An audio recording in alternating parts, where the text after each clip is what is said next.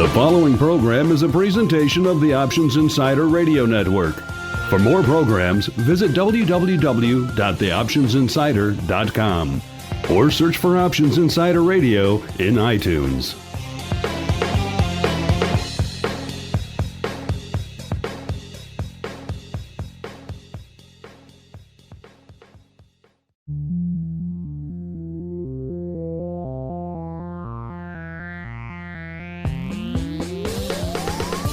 Join us now for the expert source for inside information on the options markets.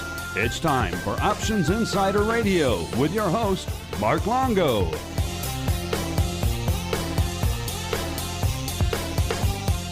Welcome back to Options Insider Radio, live from sunny Savannah here at the OIC 2011 conference. Live to tape, as I should say, so our guests don't get too nervous that we're broadcasting out to many, many thousands of listeners right now. So you can feel free to swear and curse, and we can bleep all of that out later. Our next guest on our ongoing series of OIC segments is Tom Whitman. He is the Senior Vice President of Nasdaq OMX and the President of Good Old Philly. Tom, welcome back to the show. It's good to be here. Thanks for having us. Actually, I think it's been a while. I think it's been since last year at OIC at this time that we done this. Yep. We're due for our Nasdaq Philly update, and our listeners, I'm sure, are chomping at the bit. And obviously, a lot's been happening in the past year, especially on the OMX and Philly side. The numbers you guys have been putting up, but we obviously do a lot of market share analysis and volume analysis, and the numbers that Philly and Nasdaq have been putting up have been collectively getting you up on top of the charts there lately. You're jumping SIBO quite a bit to their consternation, no doubt. So congratulations on that first off. The numbers are looking fairly strong coming out of Philly and Philly particularly. Thanks. Yeah, we've worked really hard to get both those platforms, our Philly platform and our NOM business platform, up and clicking, and I think we're making some headway and got a ways to go. Well, everyone has a ways to go, but got to start somewhere, right? That's right. And I know we've talked in the past at length about the div stuff and the controversy over that. So I don't want to get into that again. If our listeners want to get into that stuff, they can download the numerous episodes we've done with that, or with Gary Katz. He likes to come on and talk about that as well. But one of the things we do see a lot of questions about whenever we talk about Philly numbers and OMX numbers is that a lot of that is, of course, coming from those types of trades. So then the rebuttal we always hear from all the other people who come on this show is that, that's volume, but it's not really accretive to the bottom line of the exchange because they cap those fees. So the actual marginal revenue, the marginal return per contract is nominal. So first off, I'll give you a chance just to respond to that. What do you say to people who kind of dismiss that offhand as being volume you put up for volume's sake as opposed to being really accretive to the bottom line? Yeah, sure. So this is a question that I get quite often. But if you look back, prior to in 2008 when Nasdaq purchased Philly, div trades existed in Philly forever. Well, they were going on the SIBO when I was down there. Not to the extent they are now, obviously, but they've gotten larger. Yes. Yeah, they've gotten larger, but they were always a part of the Philly business, and even the PCOS and the SIBO trade dividend spreads. But back then, you never heard anybody complain about Philly's market share is 14%, and it's 2% of its dividends. So I guess at 23, 24, 25%, it raises some eyebrows because it's part of an equation, but they're revenue generating transactions. So on a per contract basis, because they are so large at times, it can be lower per contract, but it's significant revenue for my business. I know what's interesting too, I guess before we get off the dividend trade stuff, just from my own former market maker's perspective, the growth in these trades is interesting now. We're seeing people coming in. It used to be you do these things on straight up 100 delta calls. You buy them, you sell them, you take advantage of the clearing discrepancy there, and you execute, you try to get a small percentage for you. And they're going up in such size now, I think they're growing to such a larger audience now. We're seeing people coming in doing, I think I saw one a couple months ago, they were, 70 delta options. These were getting closer than I think you want to be, but people are really getting aggressive in some of these div plays. And some of these strikes don't even have much open interest, which would be, I think, a big driving factor in this kind of strike selection for those trades. But it's interesting to see how I think they've grown to an audience, and maybe some of these new audience isn't as well versed in how to execute them. I don't know, but they're putting on ones that I would consider to be much higher risk than your traditional, 100 delta in, 100 delta out, risk on fees type of trade. Exactly. So, you hit on an important part. These the market makers that trade these and some of the symbols that they're trading them in and the lower, the off 100 delta trades that they're doing do have risk, because I think there were accusations about there's no risk in these trades. There certainly is risk in these trades for the market makers, and they are, like I said before, they do generate revenue for our business line. And I've pointed out on other panels before that there are transactions on other exchanges that don't generate revenues. A customer-to-customer cross generates zero revenue, so these certainly create more revenue than a customer cross. So we also see more dividends going up in a wider variety of symbols. The big div plays happen usually when the spider in those ETFs. That's when the real large ones go up. We do a lot of, obviously, volume tracking on our site and, the unusual activities. We get a lot of alerts and people contacting us, what's going on, X random Brazilian name, and we'll start parsing the data. Like, oh, sure enough, there's a dividend here. It's a div play, but it's not obvious at first because they are somewhat riskier options. There would be 80, 70 delta options, and it's a name that isn't as widely known. So they're reaching out to farther flung classes and series, and they're doing, like I said, getting perilously close to ATM and some of this stuff. I thought that's interesting. I think just from a pure trading execution perspective, to see kind of the way these have advanced from the old whisper here, we'll do a couple thousand over here. Yeah. Now, from a statistics standpoint, I've had firms ask me, can you provide us the data when we see these spikes in either telephone or Walmart or Pfizer, when they have a dividend? Can you provide some data to show those transactions or dividend trades? So we're going to work on something this year where we can provide, parse that out a little bit. Yeah, and let everybody know that, so this PFE went dividend. These were the dividend trades. That is probably one of the main complaints we hear is it's so much volume, it's kind of distorted sometimes. A lot of people come to us, they're looking to track unusual activity through volume. They see an enormous spike, and then if they go through the extra step and think, wait a minute, this is just a div play. I can. This is not, people looking some crazy economic interest I wasn't aware of in this name, Right. So that kind of parsing I think would be helpful. If they get institutional names as well, they see those same flags go up. Exactly. And then they start trying to key off it and they say, wait a minute, this is a different thing. The more parsing we could do on that sort of thing, the better. Now, of course, the big theme of the week and of our session so far, I think of the conference in general this year, is just M&A. It's M&A across the board.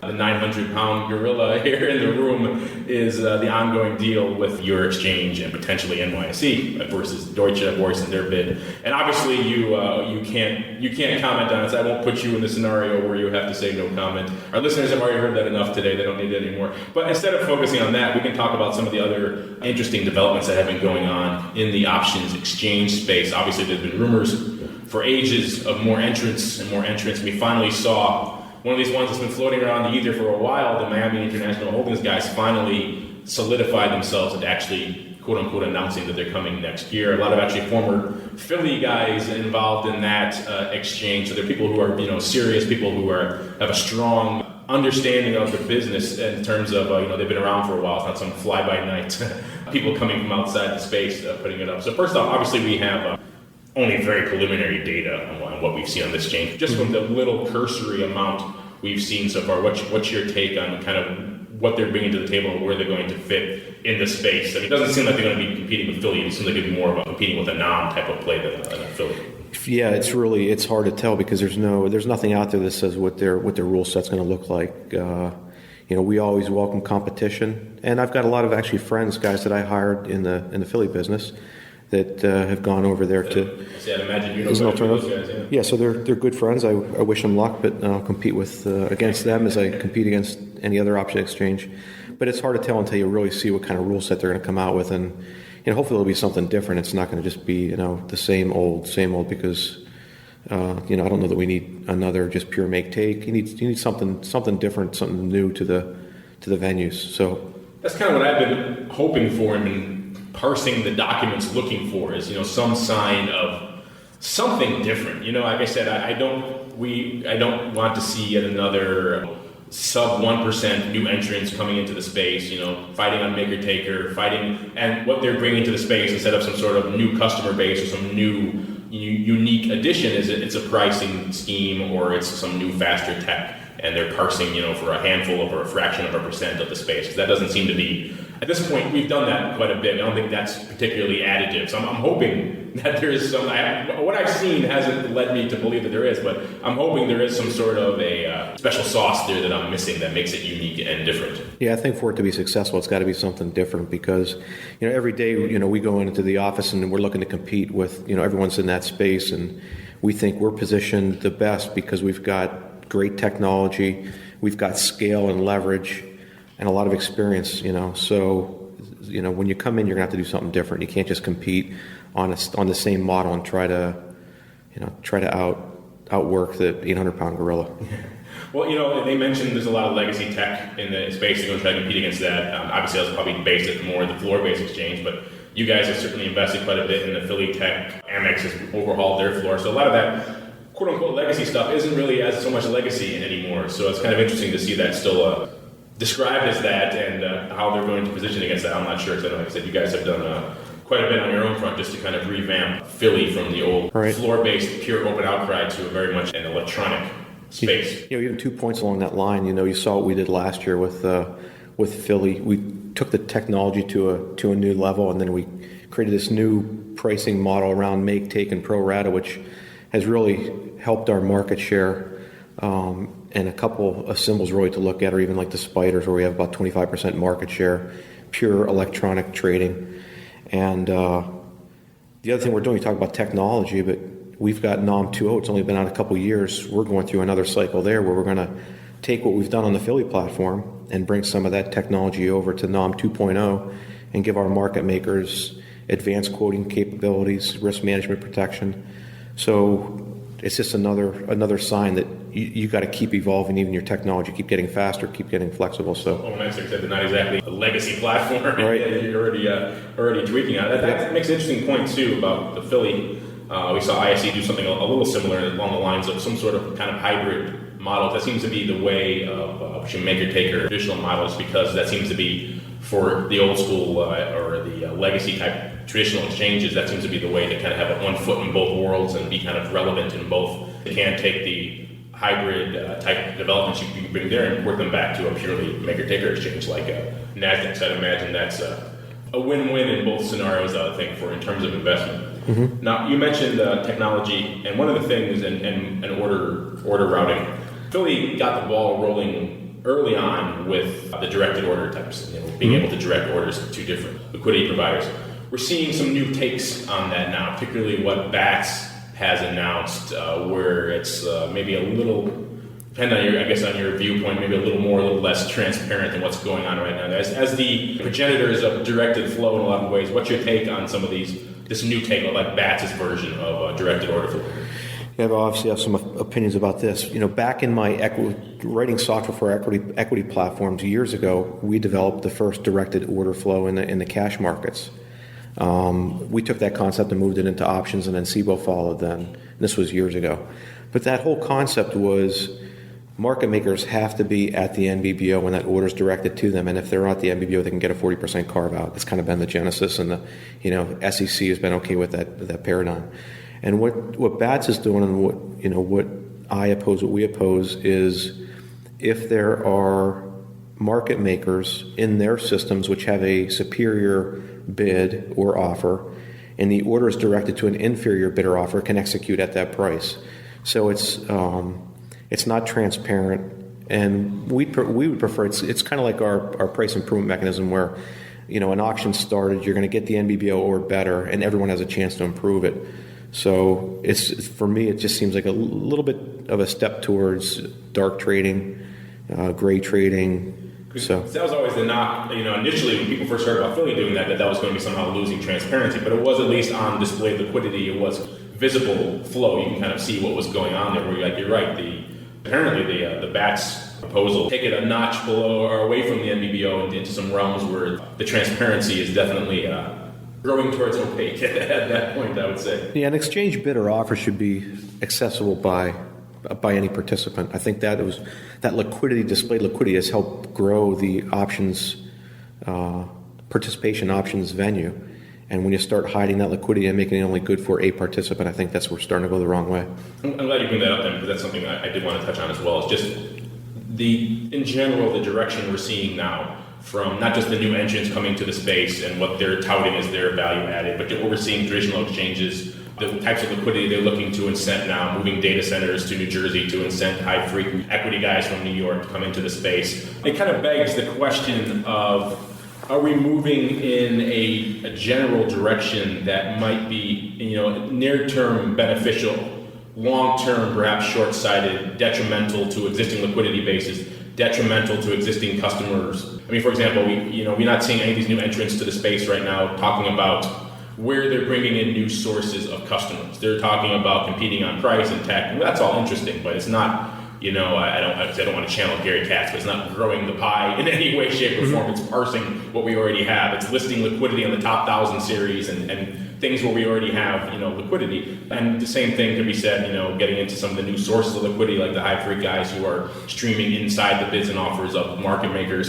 Starting to get to a point where, there's a less and less incentive for medium to small market makers to stay in the business. There's less and less incentive from the exchanges on bringing in new economic customers, people who are actually using options as an economic investing and trading tool, as opposed to people who are, arbing rebates. So just in general, that seems to be the overall trend. What's your opinion on that? Yeah, well, I think we all want to see retail flow grow, and the real answer is probably to the Ameritrades, E-Trade, Scott Trades. Do they have more clients signing up for those accounts and actually trading options? And I don't know the exact answer to that, but Gary's right. I think the last year and a half has really been a fight, customer support, technology, pricing to try to get that flow to come to your exchange. And so we've obviously done some of that, but we've also done some work on trying to have a better complex order book, try to add some functionality there. We've got this new product, these alpha indices. So, we're going to try to, for the longest time, the Philly Exchange, we're kind of leaders in the proprietary index. So we had the SOX and XAU and OSX. And we kind of got away from that for the last 4 or 5 years. But we're committed to spending money, creating indexes like we did with these alpha indexes. And then there's a lot of training that's, you got to go out and educate the retail investors and tell them how these products can work and how they can protect their portfolios with them and decrease cost. And so there is some of that. When you get into some of these like weeklies, I hear a conversation about weekly. Have weeklies created more trading, or has it shifted order flow from that month expiration to that weekly expiration? I'm not sure. We're trying to do some analysis to see if there's more interest, and there's more retail flow in there. But I think we've got to try to get more retail interest out there and get that pie to grow a little bit. It's interesting. I think all the recent developments, everything from the QCC to some of these directed flow things, some of the other developments that have been largely institutionally oriented. We're hearing more and more disparate comments in the ether from different areas of the options market and the options industry that there might be a need going forward for an exchange or something that is more focused on the needs of retail. And obviously Box does that to a degree, but even beyond that. And we're hearing this more and more and louder, which leads me to believe there might be some actual credence behind it where, or maybe you feel there's room for an exchange that is exclusively devoted to that type of thing where you have very clear bids and offers, no internalization, or it's limited internalization unless it's displayed, no payment for order flows, those types of things. And so you have incentives for market makers to post liquidity because they have some protections there, incentives for customers for at least the higher end of the spectrum who feel maybe that they're being disenfranchised by payment for order flow, that they can go to this exchange. So there's maybe an opportunity there for a future entrant as opposed to yet another pricing discrepancy or a faster matching engine. Yeah, I mean, maybe. I'd like to think that what we do is providing value for the retail investors, and it's we're trying to do a couple different things with these two platforms that we have. The first thing is, I think, around the opening, we've tried to make our systems a lot better around the opening to try to protect customers. That's a very, very hectic and dangerous time for options traders. And I'm still surprised that so many customers use like large market orders pre-market. Yeah. And because of that first rush at the as the stock opens and the options start opening up, we try to create these bands around the opening prices depending on what the premium is going to be, and try to make it tight, and which puts some risk on the market makers and specialists to quote tighter. But you still see these large market orders, and then the end customer ends up not faring too well. I think they fare the best on the Philly exchange, to be honest with you. But I think there's other venues where they end up getting 5, 10, 15, 20 cents worse price, and it's because they're using a large market order before all that liquidity gets out into the marketplace. So that's interesting, the development that you mentioned. That is I think something that would go to benefit those maybe less than savvy customers who are coming into the open with market orders to even sizable ones. You'd be surprised how unsophisticated large institutional customers can be. We see that all the time. The presumption is it's just retail slinging market orders in there, but we see a lot of that from the large institutional customers. Yeah, so we're trying to protect them there when we're doing as much work as we can. I think we're 95% there, and I think we're ahead of our competition. And when it comes to liquidity and payment for order flow, I think it's kind of a mixed bag because we've got very tight liquid markets in a bunch of products. Most of them are in these make-take names. So the customer can post and get paid for posting, but removing is still going to cost them something. So we try to take that remove rate down as far as we can and, try to make a few cents because that's what we're there to, we're in the business to make some money too. But so it's, is it that versus payment for order flow and not having take fees? But once you go to the payment for order flow venues and you compete against make-take, as I talked to you last year, the market-making models change. Yeah, completely. So it's going to be hard to trade in a new venue if you try to create a venue like that to compete with screen markets. Yes. There's definitely downsides to those kind of proposals I'm hearing. Who is going to send flow to these things? What kind of incentives do you have? But it's still interesting to hear that kind of conjecture, nonetheless. And given your tech background, before we move away from tech, I just want to mention very briefly, it is, of course, breaking news the last couple of days that Box has announced a series of suits against various exchanges, including Nasdaq. Obviously, it's ongoing litigation, so I don't expect you to get into it in great detail. If you have any quick comments you want to give our listeners based on their accusations over the PIP, feel free to dive in. Yeah, not really much to say there, but I think surprised to see that was 9 years ago that was started, right, by Thomas. And, it's got to be 10 or 15 years ago when I was writing these equity trading platforms where we had similar functionality, where you had equity trades that got price improvement as they went to even the Philly exchange. So I don't know. We'll have to see how it plays out, but I'm not really worried about it. In the hands of the lawyers now, as they say. Yep. So, but that was an interesting one to see that so long after the fact that Box is taking that action. But and I think you mentioned some of the interesting products going on at Philly. I can never bring you on, Tom, without discussing the world currency options. They're one of my favorites, and as far as I'm concerned, they don't get enough discussion. That or the counterparts over at ISE, both. Given the influx of interest we see these days in FX and FX products, you'd be amazed the number of inquiries we receive constantly. Oh, I wish there was a reputable alternative that we could use to trade FX that was listed on an exchange, that wasn't some 5-minute binary contract out of Europe or something like that. And I still get those inquiries to this day. In fact, just last night, I won't say who I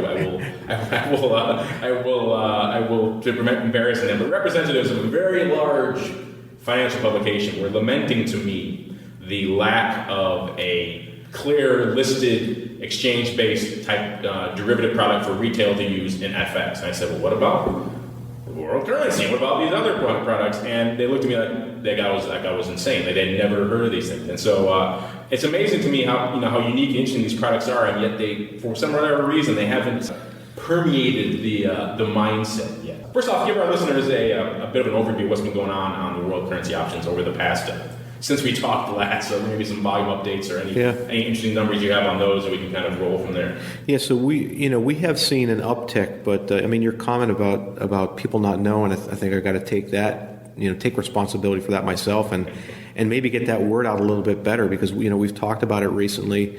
We do see retail flow in these cash settled products that we have, and they're liquid. There's fairly tight spreads, and there's customer order flow in there. But I think it's an opportunity that we can do way better than what we're doing right now. Like I said, given the amount of interest and inquiries we receive on FX on a given day, we always tell them, hey, there are some products that are reputable.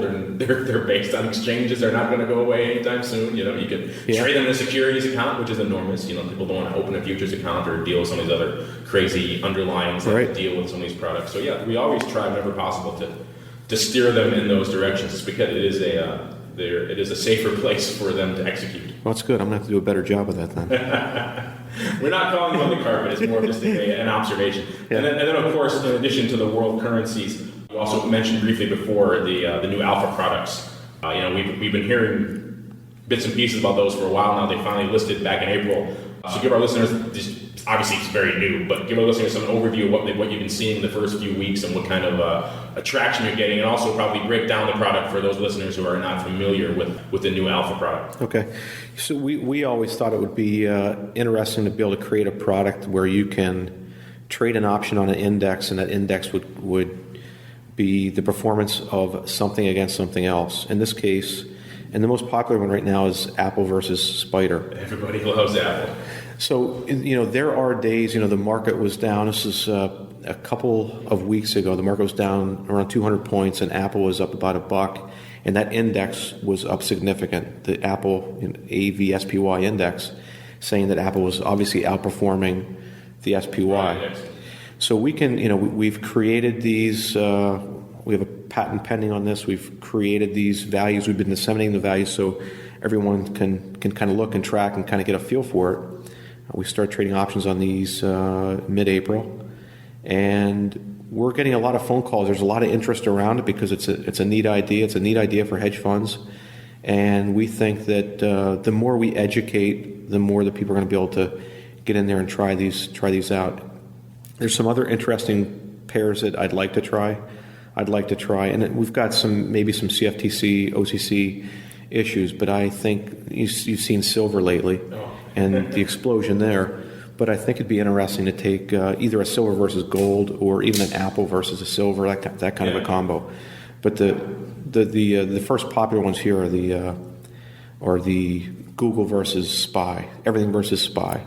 Yeah, that's the one everyone can wrap their heads around. The easiest is the versus the benchmark. But that would be really exciting to see some sort of a commodity playoff type product like that. That would be really interesting. Like I said, silver has been has been very, very busy, very, very active these days. If you were in SLV or in the big futures, you were a pretty busy fellow. Yeah. Well, Tom, like I said, I'm glad we can bring you on the show. It's been a while, so we can give listeners a little bit of an update on what's going on in PHLX and over at NAM. And before you go, you are down here at OIC. Are there any other major announcements aside from the alpha indexes you'd like to make our listeners aware of?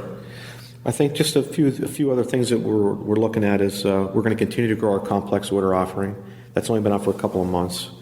Our price improvement auction, we're looking to. We really have only 4 or 5 users in that right now, but the volume in that mechanism is decent, so we'll continue to build that out, no matter what the box does. And the NOM 2.0, that re-architected that platform to get more market makers in and be able to use the same interfaces that they provide quotes into the Philly platform. Easy way for them to make the same markets into the NOM platform. And when is that 2.0 going live? Or August, first week of August. Yeah, so that's we're looking forward to getting that in there and continue to build that platform. Well, Tom, I'm glad we can bring you on the show. We'll have to do it again sooner than a year, I think, next time. So, but thanks again for coming on, and like I said, we'll enjoy the rest of the conference down here. All right, thanks for having us. Thank you. And that's going to do it for this episode of Options Insider Radio. Be sure to visit www.theoptionsinsider.com for more episodes of this program, as well as breaking news from the options market, the latest articles and analysis from options experts, a wide variety of options education, and of course our discussion center where you can share your questions, comments, and insights with your fellow Options Insider users. While you're there, be sure to register for our monthly email newsletter, as well as our free email alert system. Our email alert system makes it even easier to stay up to date on the latest content from theoptionsinsider.com. Thanks again for listening. My name is Mark Longo, and I'll see you next time on Options Insider Radio. Options Insider Radio was created by Mark Longo and produced by Gene Crotty. Options Insider Radio is a production of the Options Insider Incorporated. All rights reserved.